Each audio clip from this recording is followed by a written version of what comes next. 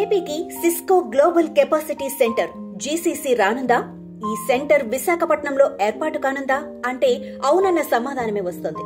Davos లో జరుగుతున్న world economic forum సదస్సులో భాగంగా మంత్రి నారా లోకేష్ ఎంఎన్సీ ఐటీ సంస్థ Cisco vice president Francis Katsoudas తో మంగళవారం అనగా జనవరి 21న భేటీ అయ్యారు.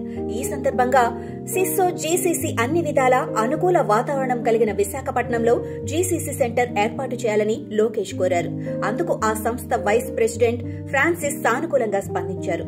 ఆంధ్రప్రదేశ్ లో ముఖ్యంగా వైజాగ్, విజయవాడ, తిరుపతి పరిసరాల్లో అనువైన స్థలం, ప్రతిభ కలిగిన ఐటీ వృత్తి నిపుణులు అందుబాటులో ఉన్నారని, అమెరికాలోని భారతీయ ఐటీ వర్క్స్ ఫోర్స్ లో 25% మందికి పైగా తెలుగువారేనని లోకేష్ వివరించారు.